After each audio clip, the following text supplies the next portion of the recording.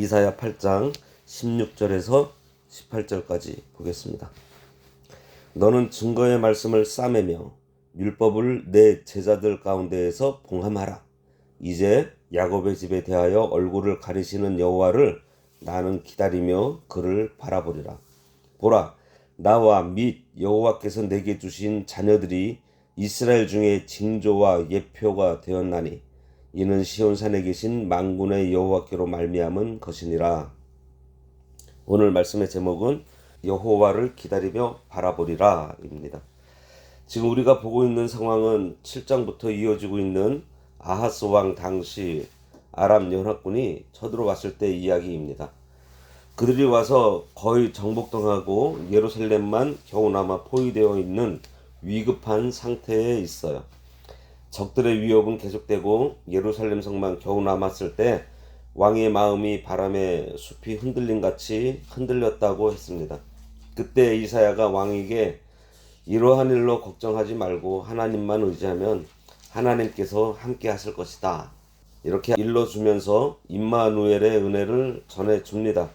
하나님을 의지하면 하나님께서 같이 해주시겠다는 징조를 보게 될 것이라고 전하지만 아하스 왕은 이사야가 전하는 하나님의 말씀을 듣지도 않고 존중하지도 않습니다. 이사야의 아들 스알야수, 마헬살랄 하스바스, 그리고 임마누엘의 징조를 근거로 결국 멸망하게 될 북이스라엘과 아람 연합군을 두려워하여 아수르 제국을 의지하지 말고 오직 여호와만 의지하여 구원을 받으라는 하나님의 말씀을 아하스가 거절하게 됨으로써 급기야 모든 예언을 봉함하라는 명령이 오늘 본문에서 주어집니다. 하나님의 예언의 내용을 공개할 시기가 이르지 않았는데도 불구하고 이 예언을 봉인하라고 하는 명령이 주어진 경우를 우리가 성경에서 종종 발견하게 됩니다. 물론 이런 경우에 예언을 봉함하라고 한 것은 예언을 취소시키라는 것이 아니라 예언이 성취되는 그날 그 증거로 삼기 위해서 보존하는 것입니다. 즉 하나님의 징벌을 받아 악인이 진멸되고 난 후에 남은 자들이 그 뜻을 깨달아 여호와를 더욱 경외하며 순종하는 삶을 살도록 하는 날이 이르기까지 예언의 말씀은 보존되어야 하기 때문에 예언을 봉함하라는 명령이 주어진 것이에요. 16절에 보면 너는 증거의 말씀을 싸매며 율법을 나의 제자 중에 봉함하라. 증거의 말은 곧 증언이죠. 그 개념을 확실히 할 필요가 있는데요. 증언은 사실을 정확하게 말해주는 것입니다. 도둑이 훔쳐가는 것을 본대로 증언하라고 하는데 내 생각에는 저 사람이 마음이 좀 시커멓게 보이고 인상도 좋지 않아서 훔쳐간 것 같다, 그러면은 그것은 증언이 아니에요. 자기의 추측에 근거한 주장일 뿐입니다. 하지만 내가 저 사람이 물건을 훔쳐서 들러매고 대문 쪽으로 슬금슬금 가면서 이쪽을 힐끔힐끔 쳐다보는 것을 내 눈으로 똑바로 봤어, 그렇게 말한다면 이것은 증언이 돼요. 실제로 본 사실을 말해주는 것이 바로 증언입니다. 성경 말씀은 이러한 증거의 말씀으로 가득 차 있어요. 그래서 성경 말씀을 가리켜 증거라고도 말을 합니다. 시편 119편 2절에 보면 여호와의 증거들을 지키고 전심으로 여호와를 구하는 자는 복이 있다, 그렇게 말씀하고 있어요. 성경은 하나님에 대해서 그리고 우리 인생에 대해서 사실대로 말하고 기록되어 있어요. 그 때문에 이 증거의 말씀 앞에 서면 하나님께서 어떠한 분이신지 알게 되고 그 앞에 누구든지 자기 스스로는 하나님 앞에 설 수 없는 죄인이라는 것을 깨닫게 되고 인간이 자기 스스로 능력으로 구원받을 수 없는 존재라는 사실을 알게 되는 거예요. 하나님께서는 하나님 자신에 대해서 그리고 우리 인간의 실상을 다 보여주시면서 우리를 불러주셨습니다. 그러니 여기서 증거의 말씀을 싸매라고 하신 것은 아무리 전해도 듣지 않는 자들 때문에 낙심하지 말고 잘 간직하라는 거예요. 하나님의 증거의 말씀을 싸매고 율법을 나의 제자 중에 봉함하라는 것은 남유다 백성들이 하나님의 말씀을 거부하고 있기 때문에 그것을 두루마리에 기록해서 봉인해서 보관하고 오직 이사야의 예언을 믿고 하나님께 순종하는 자들, 그 남은 자들에게 잘 가르치고 전수하여 지키게 하라는 것입니다. 이는 남유다에 대한 심판 예언이 그대로 성취되는 그날에 이 봉합 말씀을 증거로 삼아서 그들로 핑계하지 못하게 하기 위한 것이기도 해요. 당시에 이사야가 전하는 증거의 말씀을 믿지 않는 자가 대부분이었습니다. 그렇지만 그 중에도 믿는 자가 있었어요. 이사야서에서 계속해서 나오는 남은 자들입니다. 언제나 남은 자들이 있어요. 지금 남은 자에게 말씀을 싸매고 봉함하라. 그런데 이 말의 뜻은 원래는 가린다라는 의미가 있습니다. 무슨 말인가 하니 하나님께서 깨닫게 해주시는 자들만 그 뜻을 믿으니 알 수 있고 다른 사람들은 알지 못한다라는 거예요. 가려져서 알 수 없다라는 것입니다. 우리가 말씀을 순종할 마음으로 들으면 마음 문이 열려 알 수 있지만 순종할 마음이 없이 들으면 알 수가 없습니다. 그래서 예수님께서 들을 귀 있는 자는 들을지어다 라고 하셨는데 그 말씀을 내게 주신 말씀으로 잘 받고자 하는 사람들은 들을 귀가 있으므로 듣게 된다는 거예요. 그렇지 않은 사람들은 들어봤자 무슨 말인지 도무지 알 수 없으니 아무 소용이 없다는 것입니다. 우리가 임마누엘의 은혜를 임마누엘의 징조를 맛보려면 하나님의 증거의 말씀을 업신여기지 말고 귀하게 여기며 존중해야 돼요. 우리가 이 말씀을 존중히 여기니 그 말씀을 지키고 순종하게 되는 것입니다. 그래서 설교를 들을 때에도 들을 귀를 열어주시기를 기도하고서 듣는 것이 좋습니다. 그런 마음으로 예배의 자리에 나온 자를 나의 제자라고 했어요. 또 이 말씀 16절 후반부에는 율법이라고 했는데 이 율법은 하나님께서 우리를 위해 쳐놓은 사랑의 울타리예요.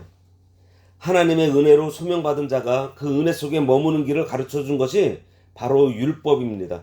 내 앞에 다른 신을 두지 말고 하나님만 의지하라는 율법을 순종하면 그것이 은혜 속에 머무는 거예요. 우상을 만들지 말라는 말씀대로 우상을 만들지 않고 말씀을 따라 하나님만 섬기면 은혜 속에 머무는 것입니다.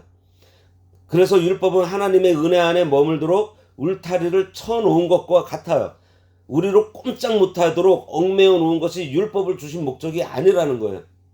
율법은 절벽같이 위험한 곳에 위험하다는 표지판이나 길을 안내하는 표지판 같은 것입니다.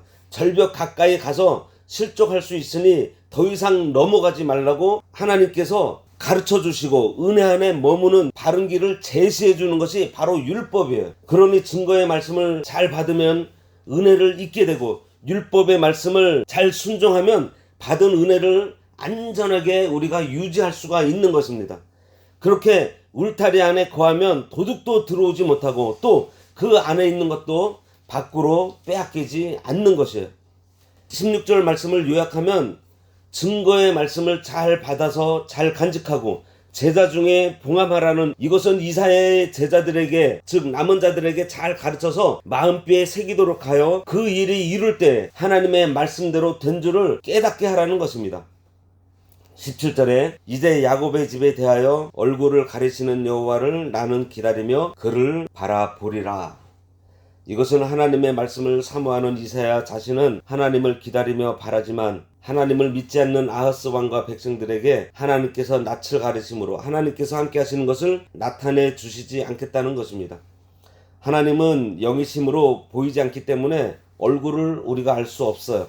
그런데 여기에 낯이라고 표현하고 있는 것은 가까이 동행하신다는 것을 표현한 것입니다. 하나님의 능력과 사랑이 우리 가운데 역사하시는 것을 알고 있는 상태를 가리켜서 하나님께서 낯을 들어 함께 하신다고 표현한 것입니다. 이사야는 하나님의 말씀을 청종하지 않는 완악한 백성들을 향하여 이제 자신이 할 도리는 다 했으니 하나님의 심판만 기다리라고 최후의 통첩을 하고 있는 거예요. 그들은 하나님의 말씀을 듣지도 않고 쫓지 않았기 때문에 하나님께서 그 낯을 가려 은혜로운 동행을 하지 않으시겠다는 것입니다. 하지만 이사야 자신은 여호와를 기다리며 바라보겠다고 말하고 있어요.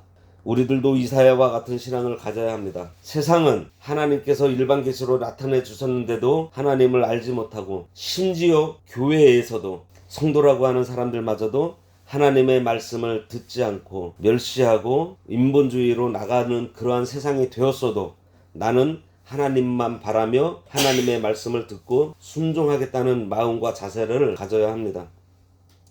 이것이 하나님 보실 때 진실한 신앙이에요. 다른 사람이 목사님도 장로님도 이러저러하니 나도 그렇게 하면 되겠네 라고 하는 생각은 바른 신앙을 따르는 것이 아닌 그저 군중을 따라다니는 것입니다. 하나님께서는 그런 신앙을 원치 않으세요. 대다수의 사람들은 모두 하나님을 바라보지 않고 믿지 않아도 나는 하나님을 바라보는 이사야의 신앙을 가져야 합니다. 하나님께서 지금은 유다 백성을 징계하고 돌아보지 않지만 이사야는 하나님께서 반드시 구원해 주실 것을 믿고 바라보는 신앙을 가지고 있는 것입니다. 주의 모든 사람들이 하나님을 대적함으로 자신은 외톨이가 되고 불리한 처지에 놓여 있음에도 불구하고 하나님의 말씀에 신실함을 잃지 않는 이사야의 신앙 고백인 거예요. 여기서 우리는 어떤 상황에서도 오직 하나님께만 소망을 두는 참 성도의 모습을 볼 수 있습니다. 하나님께서 징계하시고 돌아보지 않고 응답해 주지 않을 때도 하나님의 말씀을 받아 간직하고 하나님의 손길을 기다리며 바라보는 신앙을 가진 자가 복이 있습니다. 하나님을 바라보며 구원을 기다리면 반드시 구원해 주세요. 하나님은 징계하시고 싸매 주시는 분이라 그랬어요. 욥기 5장 18절에 하나님은 아프게 하시다가 싸매시며 상하게 하시다가 그 손으로 고치신다고 했습니다. 18절에 보라, 나와 및 여호와께서 내게 주신 자녀들이 이스라엘 중에 징조와 예표가 되었나니 이는 시온산에 계신 만군의 여호와께로 말미암은 것이니라. 앞절에 있는 이사야의 고백에 의한 기도가 성취된 결과로 선지자의 두 아들 스알야숲과 마헬살랄 하스바스의 이름과 생애가 타락한 남유다 백성 중에 하나님의 심판과 회복에 대한 징조와 예표가 돼서 여호와가 참 하나님이시라는 것을 뚜렷이 보여주게 될 것을 말씀하고 있어요.